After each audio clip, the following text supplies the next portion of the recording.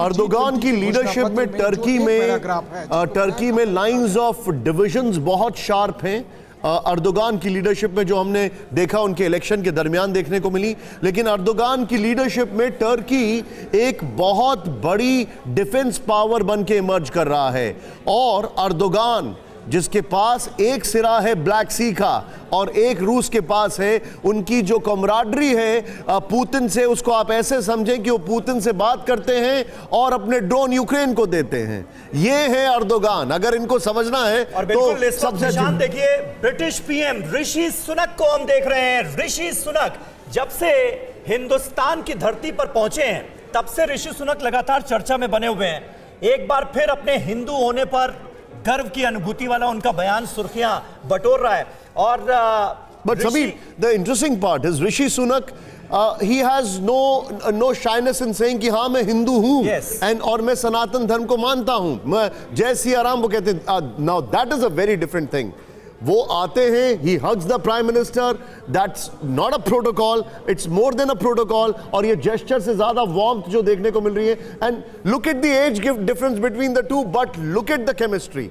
Now that is very beautiful। ये देखिए जरा आप किस तरीके से, मुझे लग रहा है शायद कुछ हिंदी में शब्दों का आदान प्रदान भी हो रहा है अगर मैं बात करूं ऋषि सुनक से, जिस तरीके से ज्यादा बातचीत। ये देखिए जरा, बिल्कुल। और दोनों नेताओं की बॉडी लैंग्वेज बहुत कुछ कह रही है। This is more than others. Sameer, ये टाइम देखिए, मुझे अभी तक जिन जिन लोगों को मैंने देखा है, South Africa Rishi Sunak, and there comes a big man Lavrov, रूस के विदेश मंत्री सरगेई लेवरोव, जिनके साथ भारत की बहुत सारी मुलाकातें हुई हैं युद्ध शुरू होने के बाद। India is one of those countries जिसने रशिया से सबसे ज्यादा मुलाकातें की हैं। There is a little never mind, he can manage many slips and he can manage many falls। He is a stalwart, Putin के सबसे पुराने साथी, if I'm not wrong 19 से 20 साल हो गए इनको as a foreign minister of Russia। and ये बहुत बड़ा, लेवरोव का रोल बहुत बड़ा होगा, क्योंकि खबरें आ रही थी कि लेवरोव मना कर रहे हैं जॉइंट डिक्लेरेशन में कोई भी रशिया का क्रिटिसिज्म नहीं होगा। पुष्पेश सर, रशिया का रोल इस G20 में मेरे ख्याल में सबसे अहम, बाइडेन के बाद अगर रोल है तो वो रूस का ही है। और भारत के लिए भी सबसे बड़ी चुनौती ये है कि रूस को ज़रा भी नाखुश किए बिना वो अपनी स्वाधीनता का प्रदर्शन भी कर सके और चीन की जितनी मुखालफत कर सकता है वो करे। और लेकिन एक बात मुझे बताइए, and I can take the liberty of asking this question to you. China के prime minister is no show, but Russia के foreign minister is a big show. आप इस बात से एग्री करते हैं? बिल्कुल, निश्चित रूप से, बिकॉज इस G20 के बाद भी Bharat, in spite of the designations being very different, no it makes no difference, मगर जो असली अहम, देखिए कौन व्यक्ति से अधिक राष्ट्र महत्वपूर्ण है, राष्ट्र हित महत्वपूर्ण है। जब तक भारत और रूस के राष्ट्र हितों का संयोग हो रहा है, सन्निपात हो रहा है, कोइंसिडेंस ऑफ नेशनल इंटरेस्ट है, तब तक इट डजंट मैटर कि पुतिन आए कि नहीं आए, लेवरोव आए और क्या हमने किया। जब तक हमारी निर्भरता सैनिक साज सामान की खरीद पर, रखरखाव पर रूस पर रहेगी, और रूस जैसा हमारा राजनयिक मित्र रहा है निरंतर, वो मेरे ख्याल में उसकी तुलना बिल्कुल बिल्कुल। और रूस के विदेश मंत्री सरगेई लेवरोव को आपने देखा, प्रधानमंत्री नरेंद्र मोदी ने उनका स्वागत किया भारत मंडपम में। सीधे रुख करेंगे, सुमित चौधरी हमारे सहयोगी भारत मंडपम से हमारे साथ मौजूद हैं। सुमित, क्या लगता है रूस और चीन की अड़ंगेबाजी अगर कह ली जाए ज्वाइंट स्टेटमेंट को लेकर, उसे दरकिनार करते हुए, दूर करते हुए आपसी रजामंदी के साथ ज्वाइंट स्टेटमेंट तो आएगा, यानी दिल्ली डिक्लेरेशन तो आएगा, क्या हो सकता है युद्ध को लेकर उसमें जिक्र, क्या अंदाजा है? देखिए, अगर आप मोटे तौर पर देखें तो ज्वाइंट स्टेटमेंट या फिर दिल्ली डिक्लेरेशन के अंदर वो पॉइंट जरूर इन्वॉल्व होंगे जिसने वैश्विक तौर पर यानी ग्लोबल तौर पर सभी देशों को कहीं ना कहीं इफेक्ट किया। वो था प्रोडक्शन लाइन को लेकर, क्लाइमेट चेंज को लेकर, या फिर आप कह सकते हैं कि विकासशील देशों की प्रगति को लेकर। तो वो पॉइंट जरूर मेंशन किए जाएंगे, भले ही डायरेक्टली आप युद्ध की जिक्र ना करें रशिया और यूक्रेन का, लेकिन वैश्विक तौर पर कैसे हर देश को कहीं ना कहीं इस पूरी चीज ने इफेक्ट किया है, इसको लेकर कहीं ना कहीं जरूर जिक्र होगा। और अगर आप पूरे फोरम को देख लिए G20 के, तो इसके इकोनॉमिक रिफॉर्म्स को ज्यादा महत्व दिया गया है, चाहे वो बैंकिंग ले लीजिए, चाहे वर्ल्ड बैंक को ले लीजिए, या इंटरनेशनल मॉनेटरी फंड को ले लीजिए। तो ये सारे पॉइंट जो होंगे वो दिल्ली डिक्लेरेशन में जरूर होंगे। सुमित, आपने ये जो पॉइंट रखा है, मैं जनरल बख्शी सर से पूछना चाहूंगा। बख्शी सर, ग्लोबल इंस्टीट्यूशंस और फाइनेंशियल इंस्टीट्यूशंस में चीन का दखल कम करना और वर्ल्ड बैंक और IMF और एशियन डेवलपमेंट बैंक जैसे इंस्टीट्यूशंस को और पावर देना, क्या आपको लगता नहीं है कि वो एक बहुत बड़ा यहां पर ब्रेक थ्रू हो सकता है G20 में? नहीं, बिल्कुल। देखिए, G20 शुरू से इकोनॉमिक मुद्दों को जो है महत्वता देता रहा है, जोर देता रहा है। बना ही इसीलिए था जब 2008 में ग्लोबल इकोनॉमिक क्राइसिस हुआ था, अमेरिकन बैंक्स के कोलैप्स से, लेहमान बैंक के कोलैप्स से, तब उसके वेक में G20, G7 को एक्सपैंड किया गया था, G20 बनाया गया था। तो हम प्राथमिकता देना चाहते हैं वैश्विक मुद्दों को, और जो इकोनॉमिक मुद्दे हैं उनको प्राथमिकता मिलेगी।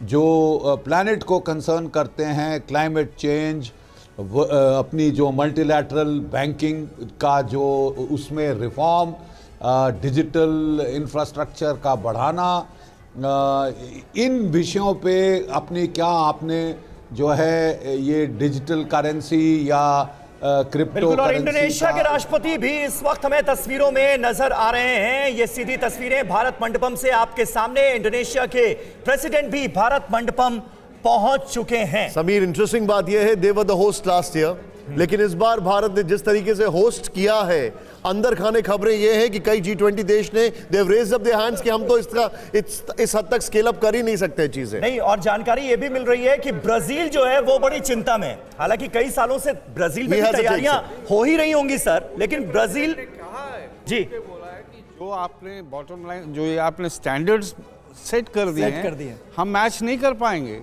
बहुत मुश्किल है कि हम मैच कर पाएंगे। बिल्कुल। और इंडोनेशिया के राष्ट्रपति मुझे जोको लगता नहीं कोई विडोडो भी को हम country देख कर रहे हैं पाएगी। प्रधानमंत्री नरेंद्र मोदी के साथ हाथ मिलाते हुए, उनकी तस्वीरें। अभी तक अगर हम तमाम जो राष्ट्राध्यक्ष पहुंचे हैं, स्वाय साहब, उनकी बॉडी लैंग्वेज को अगर एनालाइज किया जाए, इससे पहले हमने देखा जिस तरह से ऋषि सुनक के साथ प्रधानमंत्री नरेंद्र मोदी बड़ी गर्मजोशी से मिले। साउथ अफ्रीकन प्रेसिडेंट वहां पर पहुंचे तो एक गर्मजोशी नजर आई। यूएई के प्रेसिडेंट के साथ भी वो गर्मजोशी नजर आई, बाकायदा गले मिलते हुए दोनों नेता नजर आई। ये तस्वीरें भी बहुत कुछ कहती हैं क्या? नहीं, बिल्कुल। देखिए, ये तो एक केमिस्ट्री वाली बात नजर आती है। और आप चाहे देखिए, कल जो बाइडेन जो है सबसे पहले प्रधानमंत्री के घर गए, बिल्कुल, ये भी दिखाता है केमिस्ट्री, एक दिखाता है इंपॉर्टेंस कितनी दे रहे हैं। और यहाँ पर जिस प्रकार से अभी इंडोनेशिया प्रधानमंत्री 3 दिन पहले होके आए हैं, 72 घंटे का 22 घंटे की जर्नी, 72 साल की उम्र में, आसियान और ईस्ट एशिया समिट में। तो ये दिखा रहा है कि किस प्रकार से भारत अलग अलग देशों से, अलग अलग क्षेत्रों से जुड़ने की कोशिश कर रहा है, जिसमें हम बहुत हद तक सफल है। और आज अगर बाकी देश जुड़ रहे हैं तो ये आज भारत की इंपॉर्टेंस की वजह से जुड़ रहा है। आज हमारी बढ़ती हुई ताकत है, उगते सूरज को जो सलाम है, वो आज बात नजर आ रही है। अच्छा, एक बड़ी इंटरेस्टिंग है, मैं अपनी टीम से बोलूंगा कि जरा वो वीडियो फिर से प्ले ऑन करें, लेवरॉव वाला वो वीडियो जरा फिर से प्ले ऑन करें। उस वीडियो में जैसे ही हल्का सा उनका मिसस्टेप हुआ लेवरॉव का, प्रधानमंत्री जी 2 कदम आगे बढ़ के आते हैं और उनको एकदम से he is just walking ahead. And मैं आपको फिगरेटिवली और इन टर्म्स ऑफ मेटाफर ये दोनों चीजें बताना जा रहा हूं। ये देखिए, he comes a step ahead, 2 steps ahead, कि इंडिया इज देयर। ब्राजील के राष्ट्रपति, ये बड़ा इंटरेस्टिंग है, ब्राजील के राष्ट्रपति, the next host is there. ये एक रिले रेस की तरह है। इंडोनेशिया के राष्ट्रपति आए, भारत से मिले और उनसे हमने ये प्रेसिडेंसी ली थी। अब ब्राजील के राष्ट्रपति, and I will tell you one thing जो बड़ा ही अनकन्वेंशनल है। Brazil has a special corner for India, जो कि पिछले कुछ महीनों में दिखाई दिया। Sir, your take. देखिए, 2-3 बात साफ देखिए, Brazil, Indonesia, Bharat global south की वॉइस, लेकिन दोनों के बीच में भारत खड़ा है। भारत पहले राष्ट्राध्यक्ष हैं जो अपने पार्टनर के साथ आ रहे हैं। बिल्कुल बिल्कुल, और भारत बीच में खड़ा है। भारत सबसे बड़ी वॉइस है ग्लोबल साउथ के लिए, और जो मुद्दे हैं जो ग्लोबल साउथ के, चाहे इंडोनेशिया हो चाहे ब्राज़ील हो, हमारे बराबर के मुद्दे हैं। फूड सिक्योरिटी का इश्यूज है, फ्यूल सिक्योरिटी की बात है, या आप जिस तरीके से चाइना ने डेट ट्रैप का एक नया जाल क्रिएट कर दिया दुनिया के लिए, उसमें भारत इस बात को समझ रहा है और इन दुखड़ों को समाधान करने का प्रयास कर रहा है, ना केवल दक्षिणी एशिया में रीजनली, बट ग्लोबली भारत एक बड़ा लीडर के रूप में एक। अच्छा सर, ये Sameer, there is a moment. अब ये यहां पर देखिए, इंडोनेशिया के प्रेसिडेंट आए, उनसे हमने ये बैटन लिया था G20 का, और हमें ये बैटन इनको पास ऑन करना है। और ध्यान से देखिए, मैं आपको बताना चाहूंगा, ही इज वन मैन जो कि रशिया के साथ बहुत क्लोजली निट हैं।